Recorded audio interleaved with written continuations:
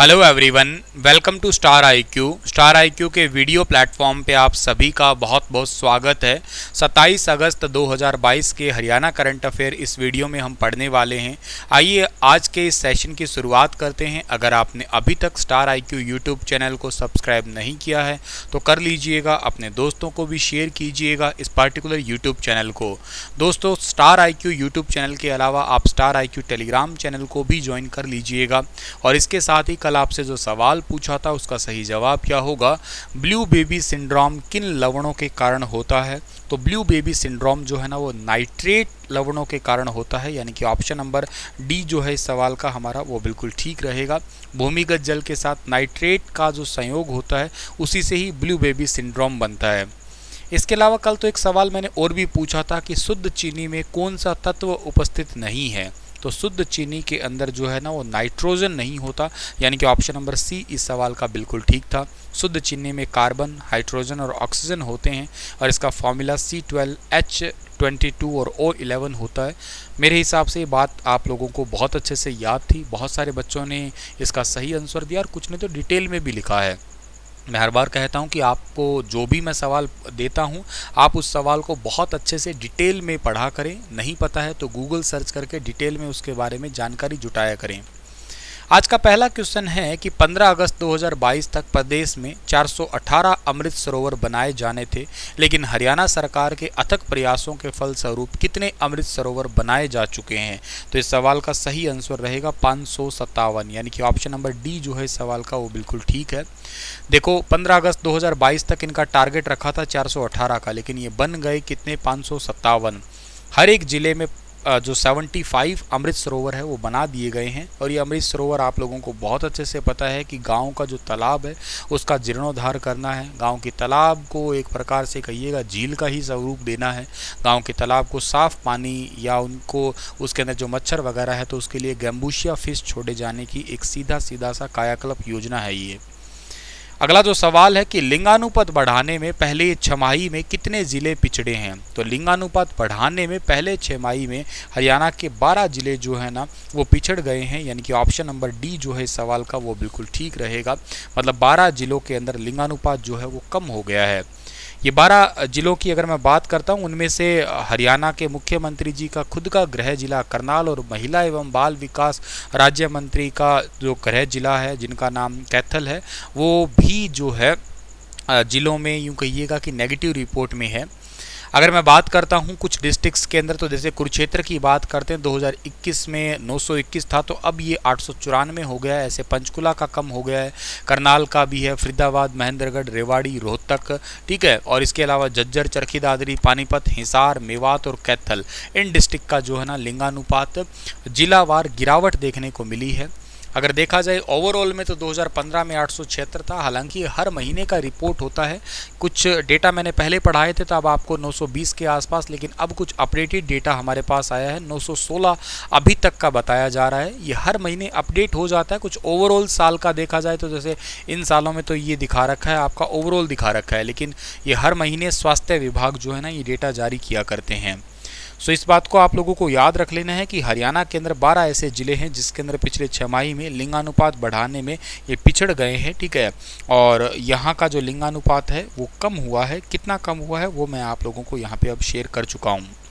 अगला क्वेश्चन बहुत इंपॉर्टेंट है कि नीरज चोपड़ा ने हाल ही में कितने मीटर के बेस्ट थ्रो के साथ लुसाने डायमंड लीग मीट का टाइटल जीत लिया है। तो इन्होंने अभी 89.08 मीटर का थ्रो किया है। और ये इंपॉर्टेंट इसलिए है क्योंकि थोड़ा टाइम पहले आप लोगों को पता है कि इनके चोट लगी हुई थी, इसी करके ये कॉमनवेल्थ गेम में खेल नहीं पाए थे। और भारत के स्टार जैवलिन थ्रो ने चोट के उबरने के बाद धमाकेदार वापसी की है। 89.08 मीटर का बेस्ट थ्रो किया है और लुसान ने डायमंड लीग मीट का टाइटल जीत लिया है।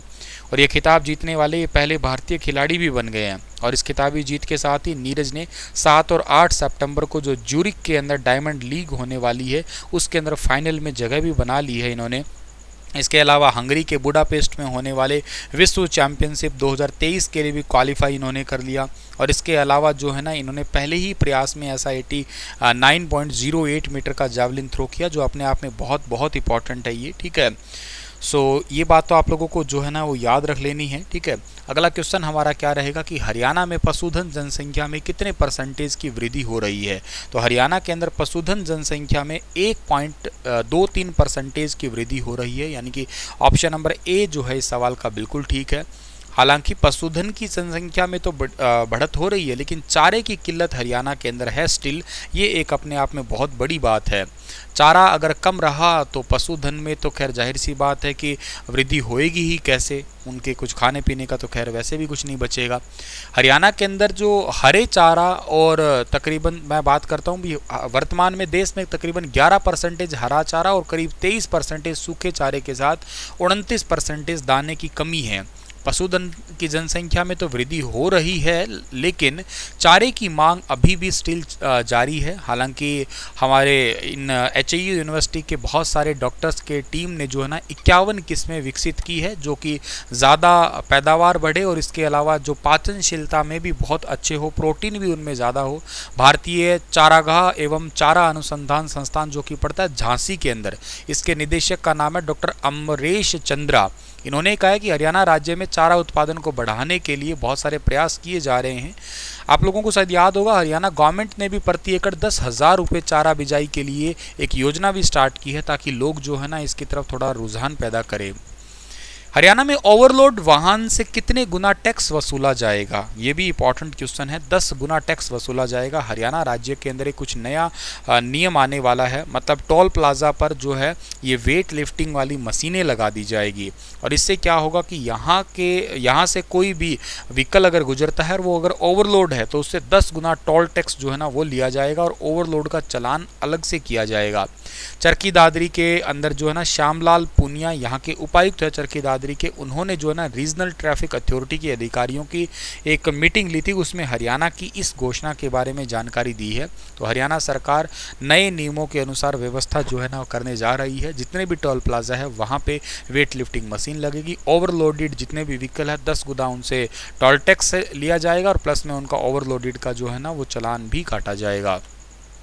एक और क्वेश्चन है, उसको मैंने अलग से तो नहीं बनाया है, आप सीधा ही देख लीजिएगा कि चौधरी रणवीर सिंह विश्वविद्यालय जो है ना जो जींद में पड़ता है, इसके अंदर 26 करोड़ की लागत से इंडोर स्टेडियम बनेगा। अभी रिसेंटली जो है ना ये एक मंजूरी दी गई है। साथ के साथ लाइब्रेरी में 56 करोड़ 36 लाख रुपए की जो है ना एस्टिमेट राशि बनाई जा रही है। इसके लिए लाइब्रेरी का फर्नीचर वगैरह जो है ना वो भी तैयार किया जाएगा।